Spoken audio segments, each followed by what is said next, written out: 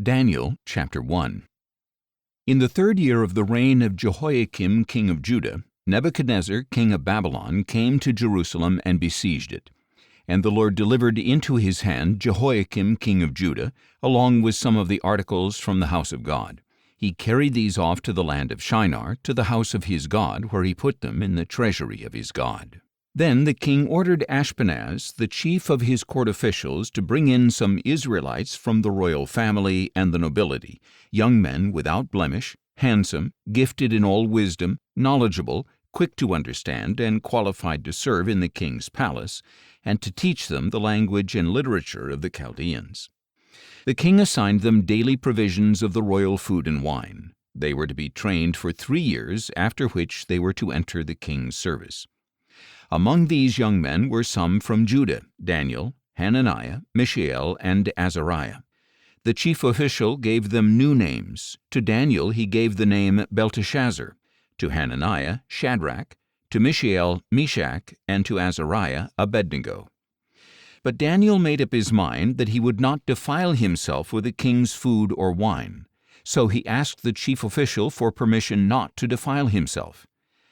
Now God had granted Daniel favor and compassion from the chief official, but he said to Daniel, "I fear my lord the king, who has assigned your food and drink. For why should he see your faces looking thinner than those of the other young men your age? You would endanger my head before the king."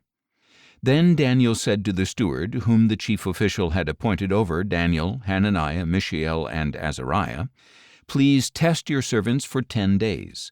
Let us be given only vegetables to eat and water to drink. Then compare our appearances with those of the young men who are eating the royal food, and deal with your servants according to what you see." So he consented to this and tested them for 10 days.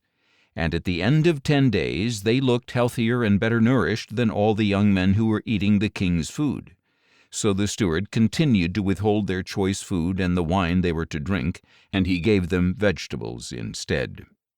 To these 4 young men God gave knowledge and understanding in every kind of literature and wisdom, and Daniel had insight into all kinds of visions and dreams.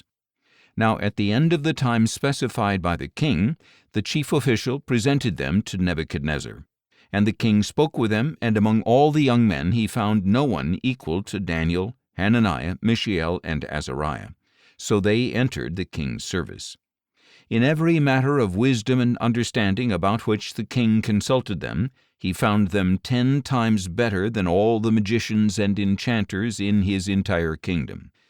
And Daniel remained there until the 1st year of King Cyrus. Daniel chapter 2. In the 2nd year of his reign, Nebuchadnezzar had dreams that troubled his spirit, and sleep escaped him. So the king gave orders to summon the magicians, enchanters, sorcerers, and astrologers to explain his dreams. When they came and stood before the king, he said to them, "I have had a dream, and my spirit is anxious to understand it." Then the astrologers answered the king in Aramaic, "O king, may you live forever. Tell your servants the dream, and we will give the interpretation." The king replied to the astrologers, "My word is final. If you do not tell me the dream and its interpretation, you will be cut into pieces, and your houses will be reduced to rubble. But if you tell me the dream and its interpretation, you will receive from me gifts and rewards and great honor. So tell me the dream and its interpretation." They answered a second time, "Let the king tell the dream to his servants, and we will give the interpretation." The king replied, "I know for sure that you are stalling for time, because you see that my word is final. If you do not tell me the dream, there is only one decree for you. You have conspired to speak before me false and fraudulent words, hoping the situation will change. Therefore, tell me the dream, and I will know that you can give me its interpretation." The astrologers answered the king, "No one on earth can do what the king requests.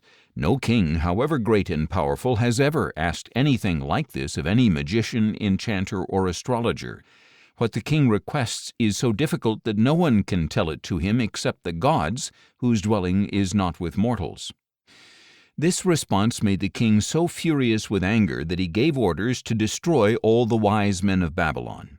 So the decree went out that the wise men were to be executed, and men went to look for Daniel and his friends to execute them.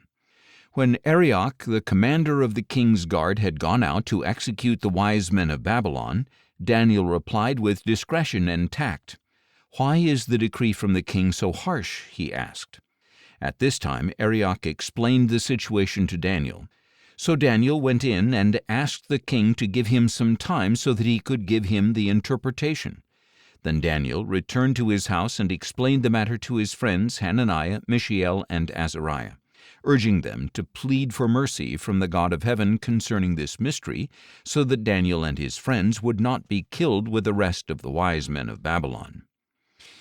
During the night the mystery was revealed to Daniel in a vision, and he blessed the God of heaven and declared, "Blessed be the name of God forever and ever, for wisdom and power belong to him.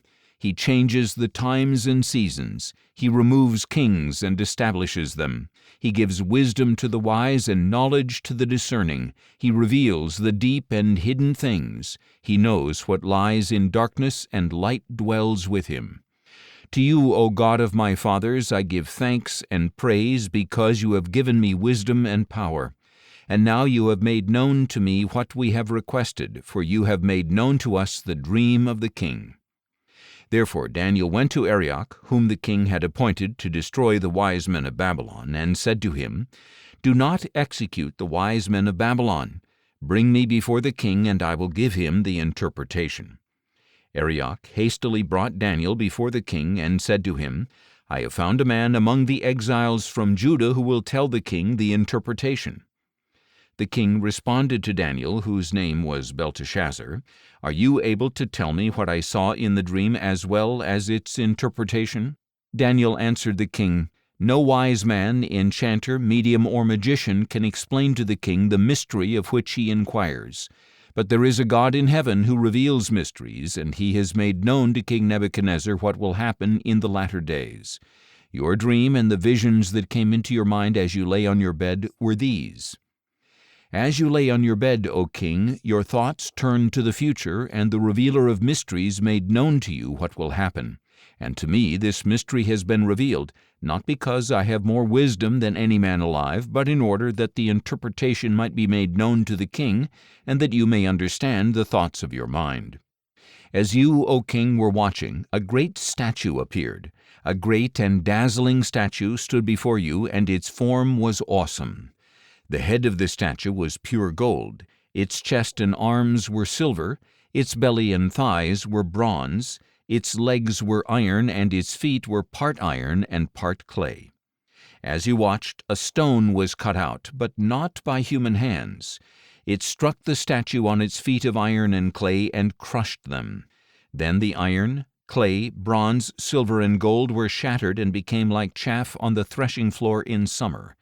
The wind carried them away, and not a trace of them could be found. But the stone that had struck the statue became a great mountain and filled the whole earth. This was the dream. Now we will tell the king its interpretation. You, O king, are the King of kings, to whom the God of heaven has given sovereignty, power, strength, and glory.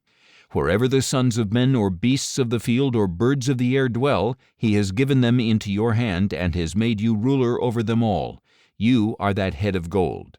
But after you there will arise another kingdom inferior to yours. Next, a third kingdom, one of bronze, will rule the whole earth. Finally, there will be a fourth kingdom as strong as iron, for iron shatters and crushes all things, and like iron that crushes all things, it will shatter and crush all the others.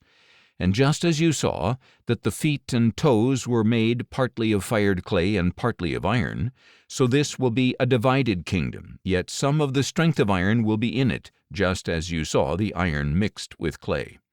And as the toes of the feet were partly iron and partly clay, so this kingdom will be partly strong and partly brittle. As you saw the iron mixed with clay, so the peoples will mix with one another, but will not hold together any more than iron mixes with clay. In the days of those kings the God of heaven will set up a kingdom that will never be destroyed, nor will it be left to another people. It will shatter all these kingdoms and bring them to an end, but will itself stand forever. And just as you saw a stone being cut out of the mountain without human hands, and it shattered the iron, bronze, clay, silver, and gold, so the great God has told the king what will happen in the future. The dream is true, and its interpretation is trustworthy. At this, King Nebuchadnezzar fell on his face, paid homage to Daniel, and ordered that an offering of incense be presented to him. The king said to Daniel, "Your God is truly the God of gods and the Lord of kings, the revealer of mysteries, since you were able to reveal this mystery." Then the king promoted Daniel and gave him many generous gifts. He made him ruler over the entire province of Babylon and chief administrator over all the wise men of Babylon. And at Daniel's request the king appointed Shadrach, Meshach, and Abednego to manage the province of Babylon, while Daniel remained in the king's court. Daniel chapter 3. King Nebuchadnezzar made a golden statue 60 cubits high and 6 cubits wide, and he set it up on the plain of Dura in the province of Babylon.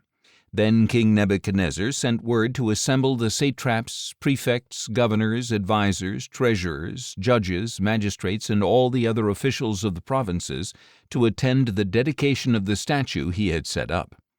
So the satraps, prefects, governors, advisers, treasurers, judges, magistrates, and all the rulers of the provinces assembled for the dedication of the statue that King Nebuchadnezzar had set up, and they stood before it. Then the herald loudly proclaimed, "O people of every nation and language, this is what you are commanded.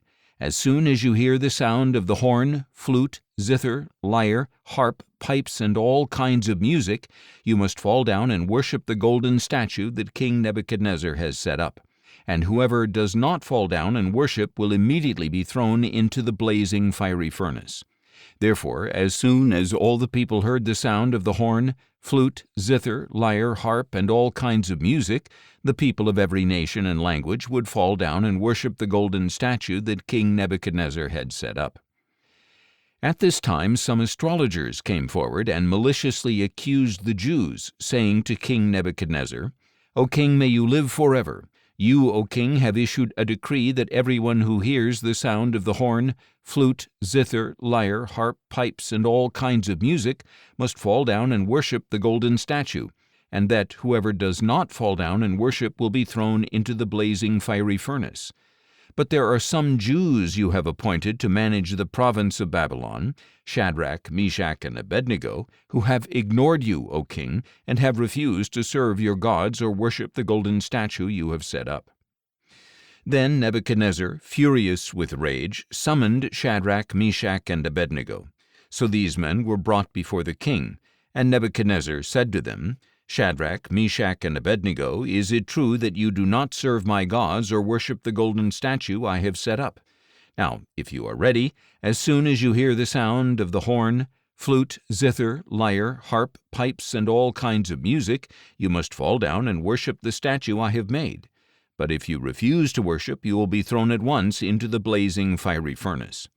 Then what God will be able to deliver you from my hands?"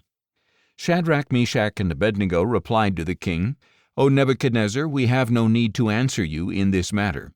If the God whom we serve exists, then he is able to deliver us from the blazing fiery furnace and from your hand, O king.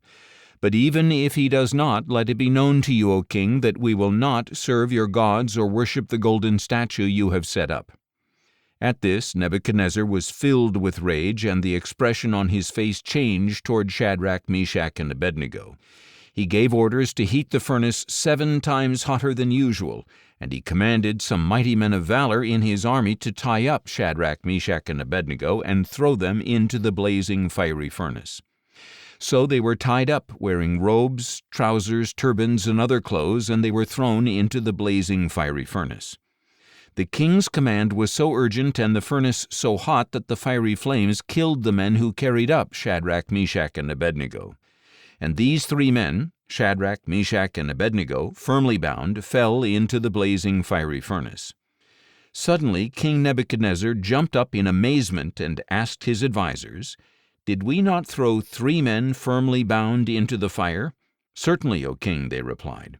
"Look," he exclaimed, "I see 4 men, unbound and unharmed, walking around in the fire, and the 4th looks like a son of the gods." Then Nebuchadnezzar approached the door of the blazing fiery furnace and called out, "Shadrach, Meshach, and Abednego, servants of the Most High God, come out." So Shadrach, Meshach, and Abednego came out of the fire. And when the satraps, prefects, governors, and royal advisers had gathered around, they saw that the fire had no effect on the bodies of these men. Not a hair of their heads was singed, their robes were unaffected, and there was no smell of fire on them. Nebuchadnezzar declared, "Blessed be the God of Shadrach, Meshach, and Abednego, who has sent his angel and delivered his servants who trusted in him.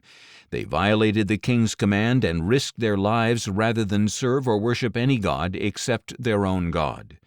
Therefore I decree that the people of any nation or language who say anything offensive against the God of Shadrach, Meshach, and Abednego will be cut into pieces and their houses reduced to rubble, for there is no other God who can deliver in this way." Then the king promoted Shadrach, Meshach, and Abednego in the province of Babylon. Daniel chapter 4. King Nebuchadnezzar, to the people of every nation and language who dwell in all the earth, may your prosperity be multiplied. I am pleased to declare the signs and wonders that the Most High God has performed for me. How great are his signs, how mighty his wonders! His kingdom is an eternal kingdom. His dominion endures from generation to generation. I, Nebuchadnezzar, was at ease in my house and flourishing in my palace. I had a dream, and it frightened me. While in my bed, the images and visions in my mind alarmed me. So I issued a decree that all the wise men of Babylon be brought before me to interpret the dream for me. When the magicians, enchanters, astrologers, and diviners came in, I told them the dream, and they could not interpret it for me. But at last into my presence came Daniel, whose name is Belteshazzar, after the name of my God, and in whom is the spirit of the holy gods. And I told him the dream. O Belteshazzar, chief of the magicians, I know that the spirit of the holy gods is in you, and that no mystery baffles you. So explain to me the visions I saw in my dream and their interpretation. In these visions of my mind, as I was lying in bed, I saw this come to pass. There was a tree in the midst of the land, and its height was great. The tree grew large and strong, its top reached the sky, and it was visible to the ends of the earth. Its leaves were beautiful, its fruit was abundant, and upon it was food for all. Under it the beasts of the field found shelter, in its branches the birds of the air nested, and from it every creature was fed. As I lay on my bed, I also saw in the visions of my mind a watcher, a holy one, coming down from heaven. He called out in a loud voice, "Cut down the tree and chop off its branches, strip off its leaves and scatter its fruit, let the beasts flee from under it and the birds from its branches. But leave the stump with its roots in the ground and a band of iron and bronze around it in the tender grass of the field. Let him be drenched with the dew of heaven and graze with the beasts on the grass of the earth. Let his mind be changed from that of a man, and let him be given the mind of a beast till 7 times pass him by. This decision is the decree of the watchers, the verdict declared by the holy ones, so that the living will know that the Most High rules over the kingdom of mankind and gives it to whom he wishes, setting over it the lowliest of men. This is the dream that I, King Nebuchadnezzar, saw. Now, Belteshazzar, tell me the interpretation, because none of the wise men of my kingdom can interpret it for me. But you are able, because the spirit of the holy gods is in you." For a time, Daniel, who was also known as Belteshazzar, was perplexed, and his thoughts alarmed him. So the king said, "Belteshazzar, do not let the dream or its interpretation alarm you." "My lord," replied Belteshazzar, "may the dream apply to those who hate you, and its interpretation to your enemies. The tree you saw that grew large and strong, whose top reached the sky and was visible to all the earth, whose foliage was beautiful, and whose fruit was abundant, providing food for all, under which the beasts of the field lived, and in whose branches the birds of the air nested, you, O king, are that tree. For you have become great and strong, your greatness has grown to reach the sky, and your dominion extends to the ends of the earth. And you, O king, saw a watcher, a holy one, coming down from heaven and saying, Cut down the tree and destroy it, but leave the stump with its roots in the ground, and a band of iron and bronze around it in the tender grass of the field. Let him be drenched with the dew of heaven, and graze with the beasts of the field till 7 times pass him by. This is the interpretation, O king, and this is the decree that the Most High has issued against my lord the king. You will be driven away from mankind, and your dwelling will be with the beasts of the field. You will feed on grass like an ox, and be drenched with the dew of heaven, and 7 times shall pass you by, until you acknowledge that the Most High rules over the kingdom of mankind, and gives it to whom he wishes. As for the command to leave the stump of the tree with its roots, your kingdom will be restored to you as soon as you acknowledge that heaven rules. Therefore may my advice be pleasing to you, O king. Break away from your sins by doing what is right, and from your iniquities by showing mercy to the oppressed. Perhaps there will be an extension of your prosperity. All this happened to King Nebuchadnezzar. 12 months later, as he was walking on the roof of the royal palace of Babylon, the king exclaimed, Is this not Babylon the Great, which I myself have built by the might of my power as a royal residence and for the glory of my majesty? While the words were still in the king's mouth, a voice came from heaven. It is decreed to you, King Nebuchadnezzar, that the kingdom has departed from you. You will be driven away from mankind to live with the beasts of the field, and you will feed on grass like an ox. And 7 times will pass you by until you acknowledge that the Most High rules over the kingdom of mankind and gives it to whom he wishes. At that moment, the sentence against Nebuchadnezzar was fulfilled.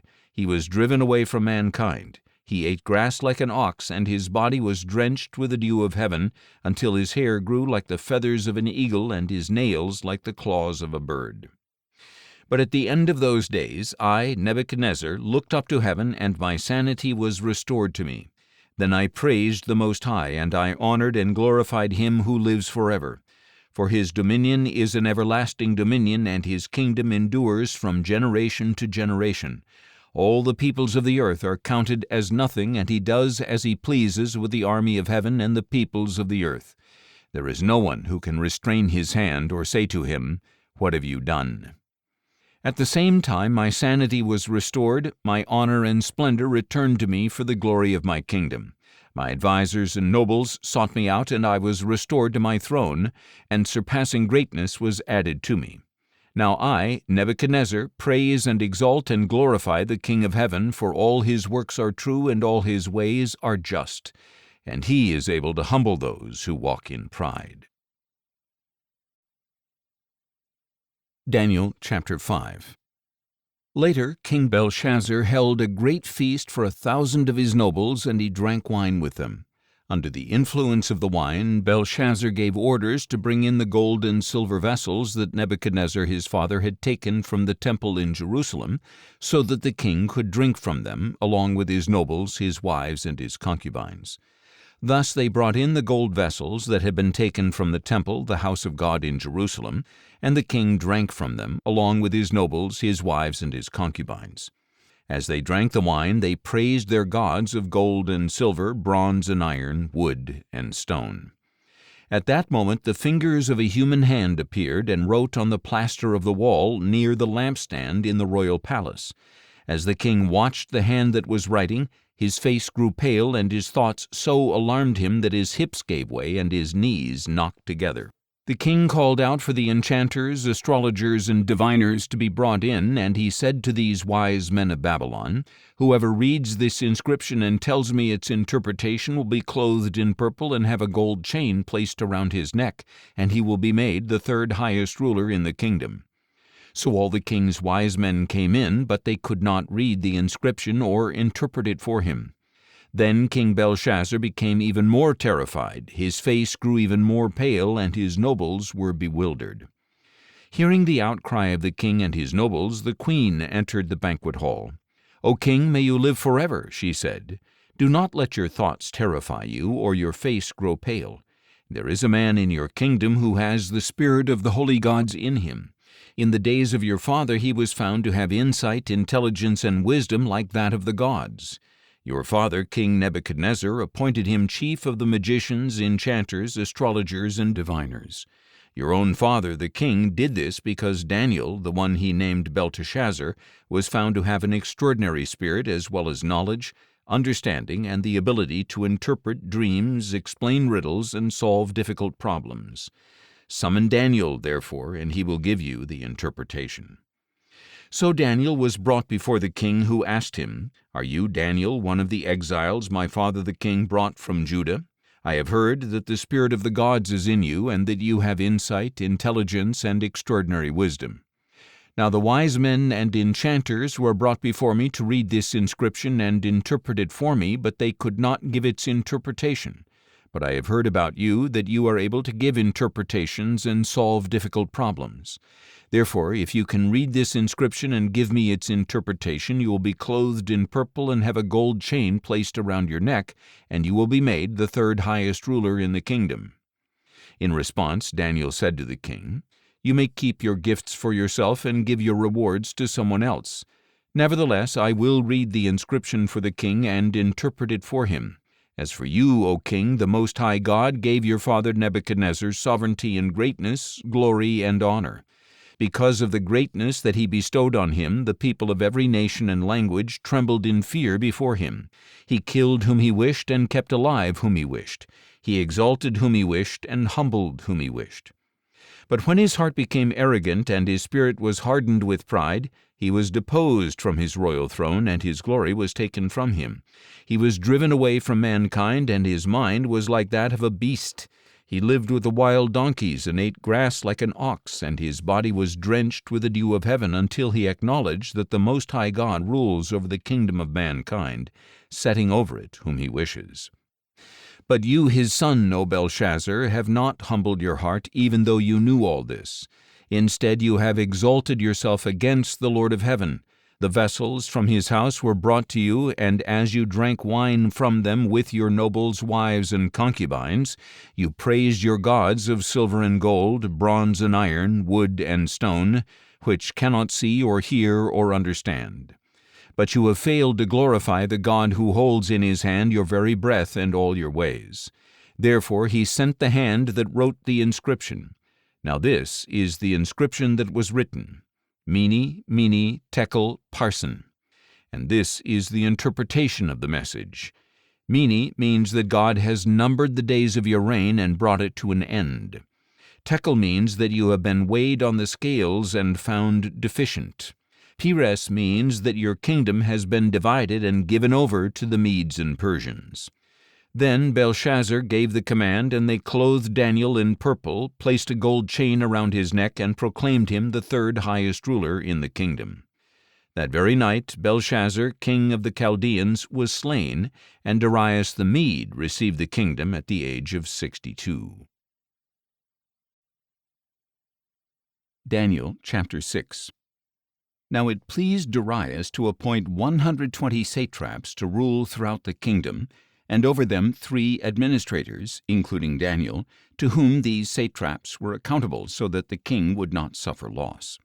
Soon, by his extraordinary spirit, Daniel distinguished himself among the administrators and satraps. So the king planned to set him over the whole kingdom. Thus the administrators and satraps sought a charge against Daniel concerning the kingdom, but they could find no charge or corruption because he was trustworthy, and no negligence or corruption was found in him. Finally, these men said, "We will never find any charge against this Daniel unless we find something against him concerning the law of his God." So the administrators and satraps went together to the king and said, "O King Darius, may you live forever. All the royal administrators, prefects, satraps, advisors, and governors have agreed that the king should establish an ordinance and enforce a decree that for 30 days anyone who petitions any god or man except you, O king, will be thrown into the den of lions. Therefore, O king, establish the decree and sign the document so that it cannot be changed, in accordance with the law of the Medes and Persians, which cannot be repealed." Therefore King Darius signed the written decree. Now when Daniel learned that the document had been signed, he went into his house, where the windows of his upper room opened toward Jerusalem, and 3 times a day he got down on his knees, prayed, and gave thanks to his God, just as he had done before. Then these men went as a group, found Daniel petitioning and imploring his God. So they approached the king and asked about his royal decree. "Did you not sign a decree that for 30 days any man who petitions any god or man except you, O king, will be thrown into the den of lions?" The king replied, "According to the law of the Medes and Persians, the order stands, and it cannot be repealed." Then they told the king, "Daniel, one of the exiles from Judah, shows no regard for you, O king, or for the decree that you have signed. He still makes his petition 3 times a day." As soon as the king heard this, he was deeply distressed and set his mind on delivering Daniel, and he labored until sundown to rescue him. Then the men approached the king together and said to him, "Remember, O king, that by the law of the Medes and Persians no decree or ordinance established by the king can be changed." So the king gave the order, and they brought Daniel and threw him into the den of lions. The king said to Daniel, "May your God, whom you serve continually, deliver you." A stone was brought and placed over the mouth of the den, and the king sealed it with his own signet ring and with the rings of his nobles, so that nothing concerning Daniel could be changed. Then the king went to his palace and spent the night fasting. No entertainment was brought before him, and sleep fled from him. At the first light of dawn the king got up and hurried to the den of lions.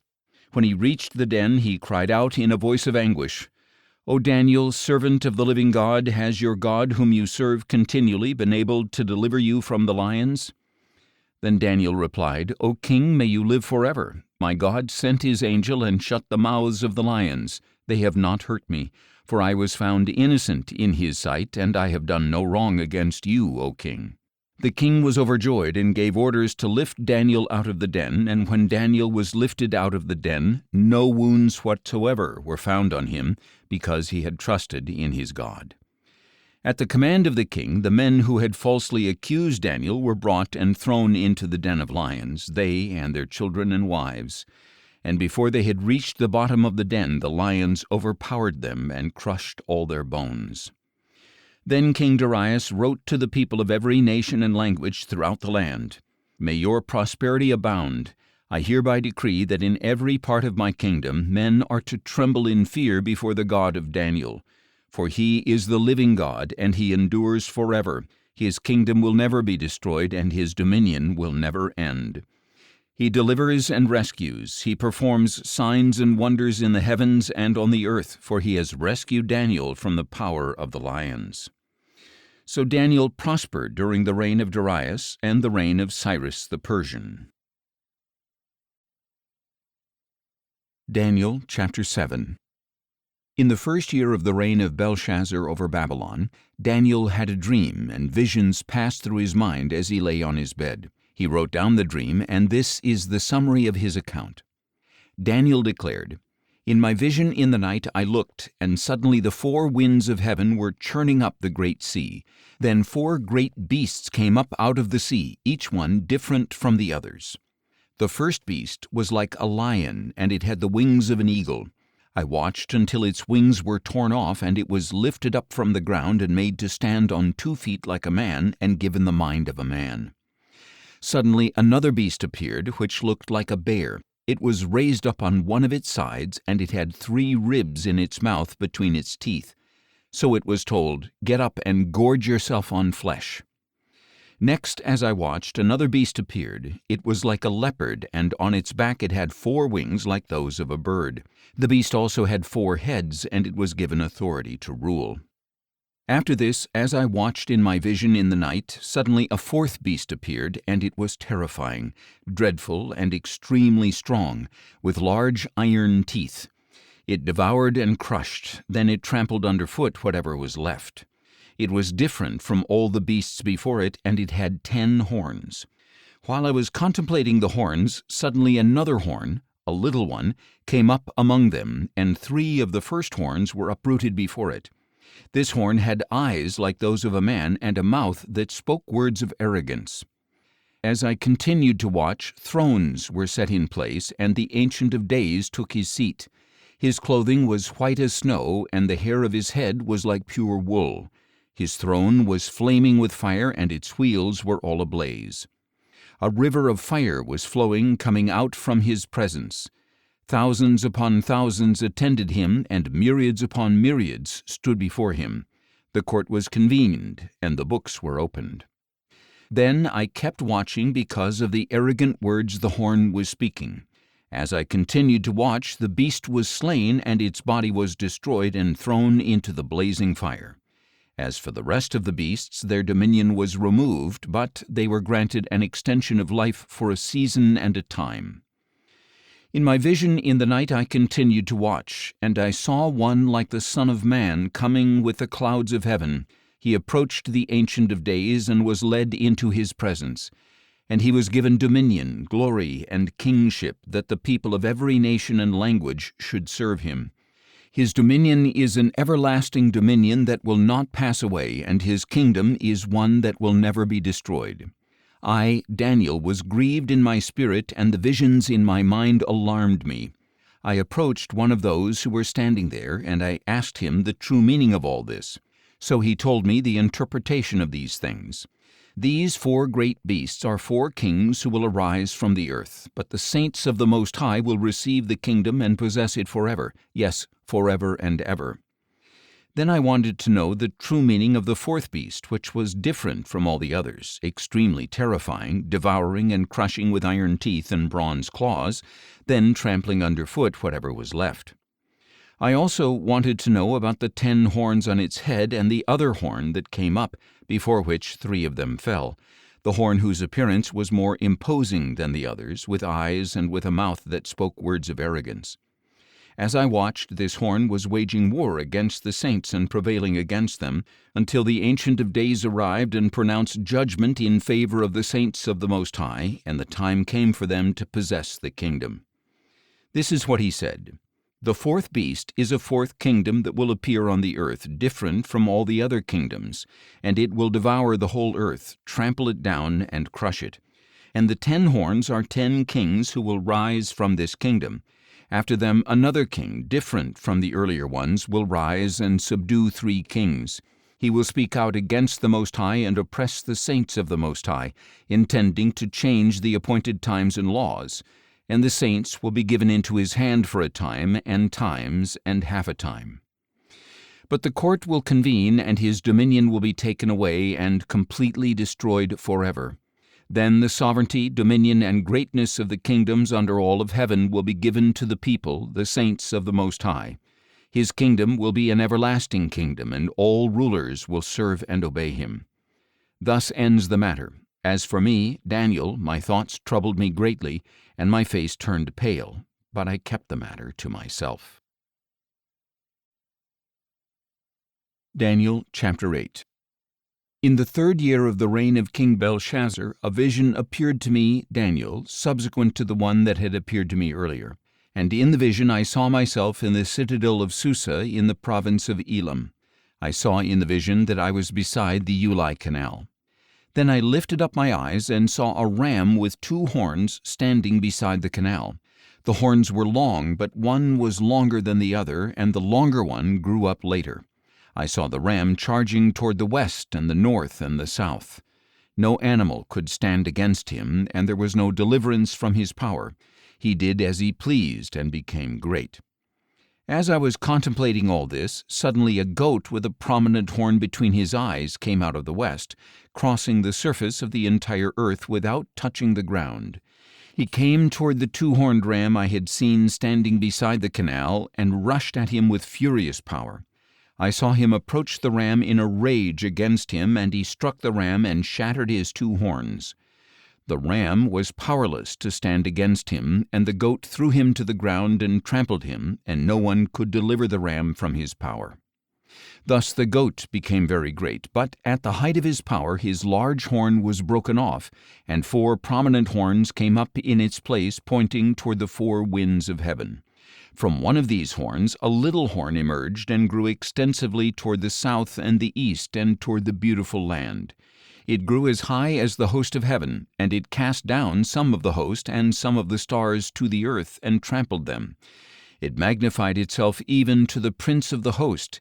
It removed his daily sacrifice and overthrew the place of his sanctuary.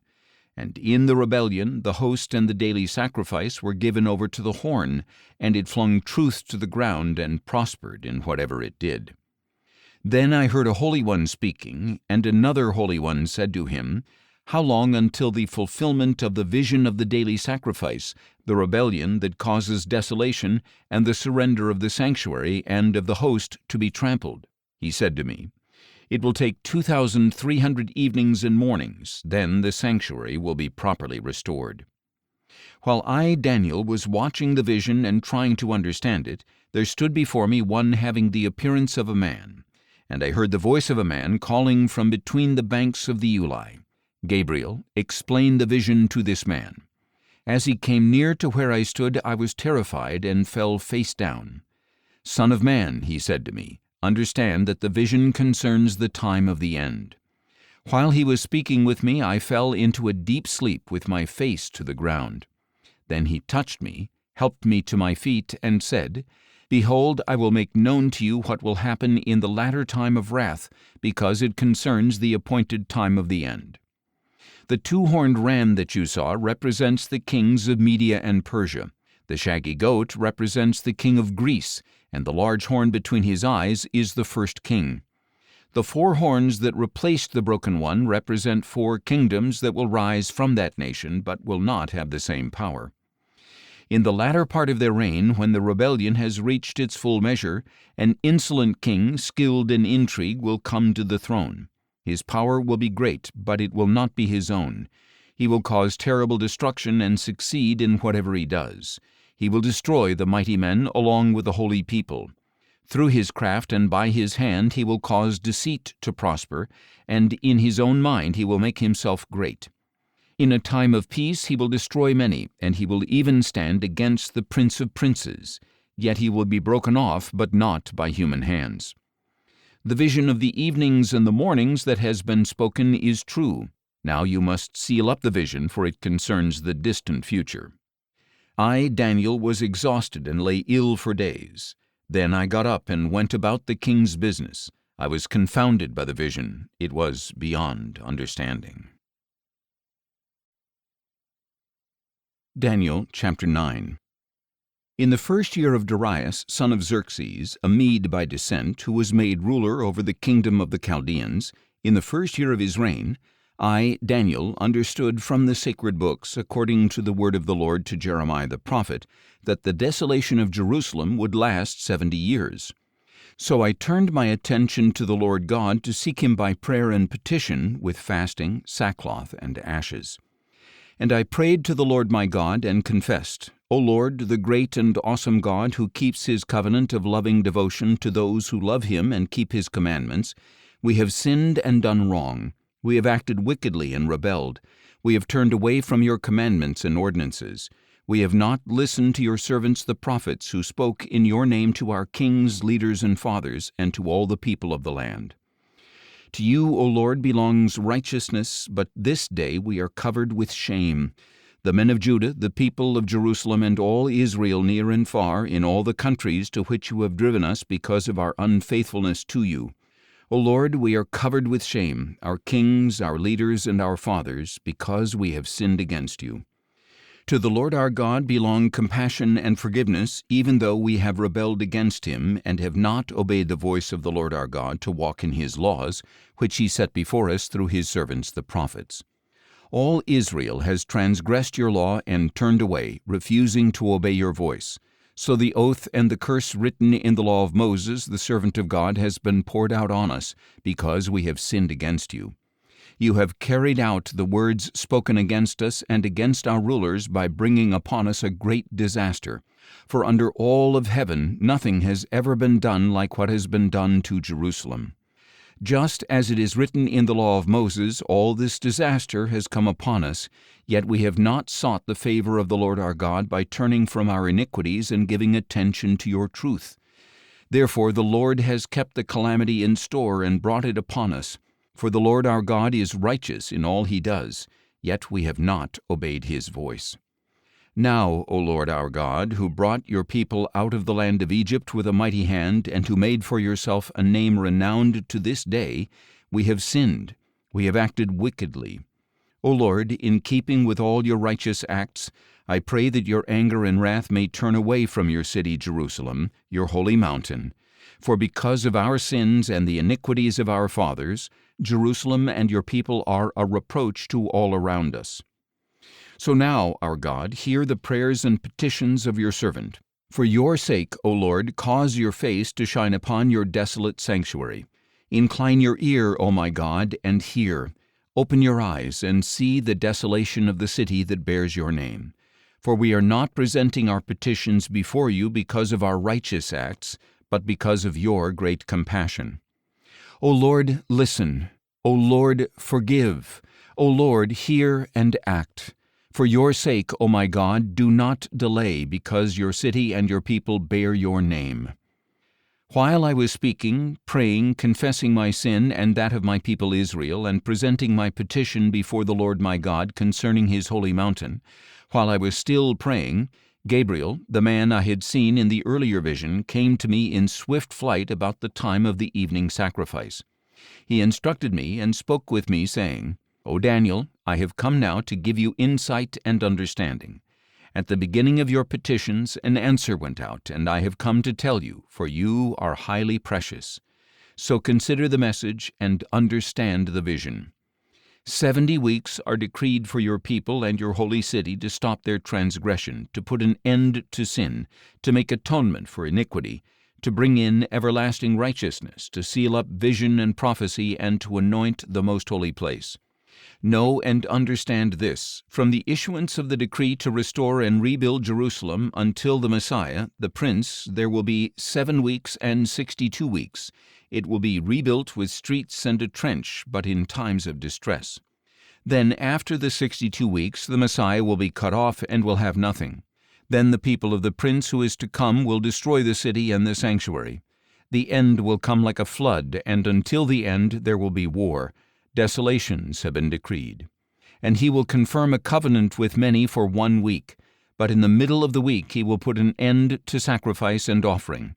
And on the wing of the temple will come the abomination that causes desolation until the decreed destruction is poured out upon him. Daniel chapter 10. In the 3rd year of Cyrus king of Persia, a message was revealed to Daniel, who was called Belteshazzar. The message was true, and it concerned a great conflict, and the understanding of the message was given to him in a vision. In those days I, Daniel, was mourning for 3 full weeks. I ate no rich food, no meat or wine entered my mouth, and I did not anoint myself with oil until the 3 weeks were completed. On the 24th day of the 1st month, as I was standing on the bank of the great river, the Tigris, I lifted up my eyes, and behold, there was a certain man dressed in linen, with a belt of fine gold from Uphaz around his waist.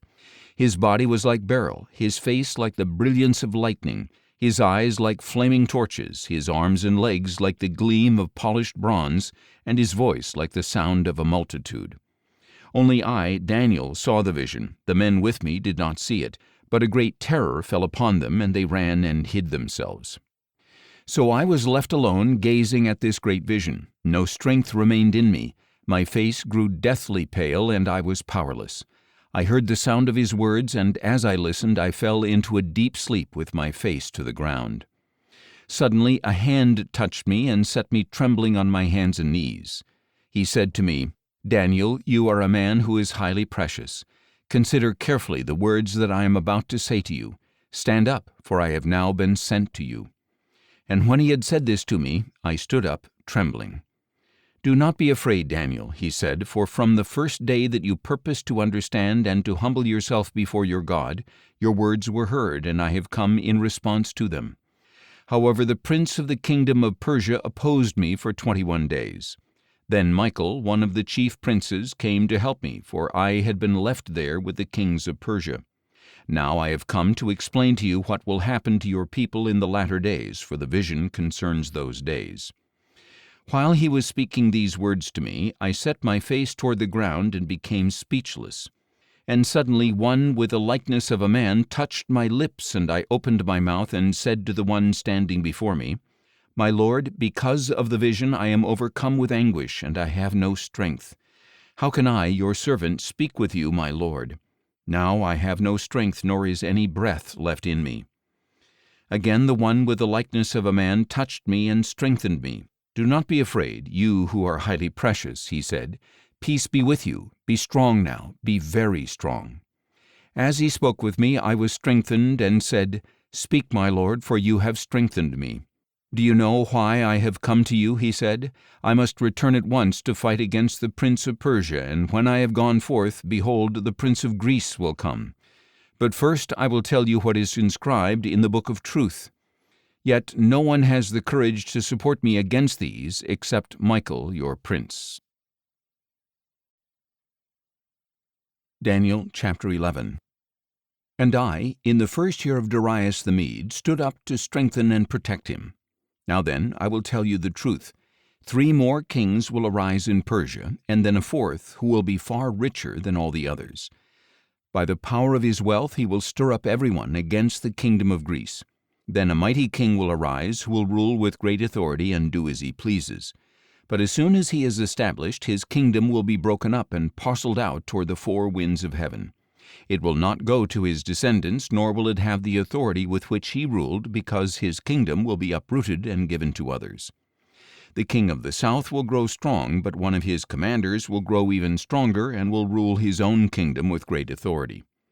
After some years they will form an alliance, and the daughter of the king of the south will go to the king of the north to seal the agreement. But his daughter will not retain her position of power, nor will his strength endure. At that time she will be given up along with a royal escort and her father and the one who supported her. But one from her family line will rise up in his place, come against the army of the king of the north, and enter his fortress, fighting and prevailing. He will take even their gods captive to Egypt, with their metal images and their precious vessels of silver and gold. For some years he will stay away from the king of the north, who will invade the realm of the king of the south and then return to his own land. But his sons will stir up strife and assemble a great army, which will advance forcefully, sweeping through like a flood, and will again carry the battle as far as his fortress. In a rage the king of the south will march out to fight the king of the north, who will raise a large army, but it will be delivered into the hand of his enemy. When the army is carried off, the king of the south will be proud in heart and will cast down tens of thousands, but he will not triumph. For the king of the north will raise another army, larger than the first, and after some years he will advance with a great army and many supplies. In those times many will rise up against the king of the south. Violent ones among your own people will exalt themselves in fulfillment of the vision, but they will fail. Then the king of the north will come, build up a siege ramp, and capture a fortified city. The forces of the south will not stand. Even their best troops will not be able to resist. The invader will do as he pleases, and no one will stand against him. He will establish himself in the beautiful land, with destruction in his hand. He will resolve to come with the strength of his whole kingdom, and will reach an agreement with the king of the south. He will give him a daughter in marriage in order to overthrow the kingdom, but his plan will not succeed or help him. Then he will turn his face to the coastlands and capture many of them. But a commander will put an end to his reproach and will turn it back upon him. After this he will turn back toward the fortresses of his own land, but he will stumble and fall and be no more. In his place one will arise who will send out a tax collector for the glory of the kingdom. But within a few days he will be destroyed, though not in anger or in battle. In his place a despicable person will arise. Royal honors will not be given to him, but he will come in a time of peace and seize the kingdom by intrigue. Then a flood of forces will be swept away before him and destroyed, along with a prince of the covenant. After an alliance is made with him, he will act deceitfully, for he will rise to power with only a few people. In a time of peace he will invade the richest provinces and do what his fathers and forefathers never did. He will lavish plunder, loot, and wealth on his followers, and he will plot against the strongholds, but only for a time. And with a large army he will stir up his power and his courage against the king of the south, who will mobilize a very large and powerful army, but will not withstand the plots devised against him. Those who eat from his provisions will seek to destroy him. His army will be swept away, and many will fall slain. And the 2 kings with their hearts bent on evil will speak lies at the same table, but to no avail. for still the end will come at the appointed time. The king of the north will return to his land with great wealth, but his heart will be set against the holy covenant, so he will do damage and return to his own land. At the appointed time he will invade the south again, but this time will not be like the first. Ships of Kittim will come against him, and he will lose heart. Then he will turn back and rage against the holy covenant and do damage. So he will return and show favor to those who forsake the holy covenant. His forces will rise up and desecrate the temple fortress. They will abolish the daily sacrifice and set up the abomination of desolation. With flattery he will corrupt those who violate the covenant, but the people who know their God will firmly resist him. Those with insight will instruct many, though for a time they will fall by sword or flame or be captured or plundered. Now, when they fall, they will be granted a little help, but many will join them insincerely. Some of the wise will fall, so that they may be refined, purified, and made spotless until the time of the end, for it will still come at the appointed time. Then the king will do as he pleases, and will exalt and magnify himself above every god, and he will speak monstrous things against the God of gods. He will be successful until the time of wrath is completed, for what has been decreed must be accomplished. He will show no regard for the gods of his fathers, nor for the one desired by women, nor for any other god, because he will magnify himself above them all. And in their place he will honor a god of fortresses, a god his fathers did not know, with gold, silver, precious stones, and riches. He will attack the strongest fortresses with the help of a foreign god, and will greatly honor those who acknowledge him, making them rulers over many and distributing the land for a price. At the time of the end, the king of the south will engage him in battle, but the king of the north will storm out against him with chariots, horsemen, and many ships, invading many countries and sweeping through them like a flood. He will also invade the beautiful land, and many countries will fall. But these will be delivered from his hand, Edom, Moab, and the leaders of the Ammonites. He will extend his power over many countries, and not even the land of Egypt will escape. He will gain control of the treasures of gold and silver and over all the riches of Egypt, and the Libyans and Cushites will also submit to him. But news from the east and the north will alarm him, and he will go out with great fury to destroy many and devote them to destruction. He will pitch his royal tents between the sea and the beautiful holy mountain, but he will meet his end with no one to help him. Daniel chapter 12. At that time Michael, the great prince who stands watch over your people, will rise up. There will be a time of distress, the likes of which will not have occurred from the beginning of nations until that time.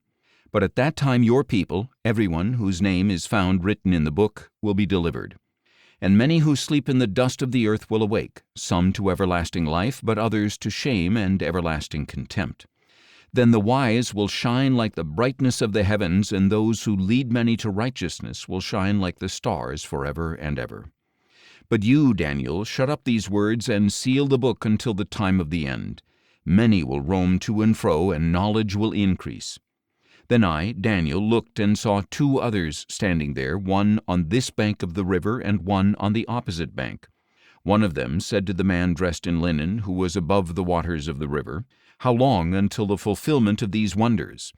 And the man dressed in linen, who was above the waters of the river, raised his right hand and his left hand toward heaven, and I heard him swear by him who lives forever, saying, "It will be for a time and times and half a time. When the power of the holy people has finally been shattered, all these things will be completed." I heard, but I did not understand. So I asked, "My Lord, what will be the outcome of these things?" "Go on your way, Daniel," he replied, "for the words are closed up and sealed until the time of the end. Many will be purified, made spotless and refined, but the wicked will continue to act wickedly. None of the wicked will understand, but the wise will understand. And from the time the daily sacrifice is abolished and the abomination of desolation set up, there will be 1,290 days. Blessed is he who waits and reaches the end of the 1,335 days. But as for you, go on your way until the end. You will rest and will arise to your inheritance at the end of the days.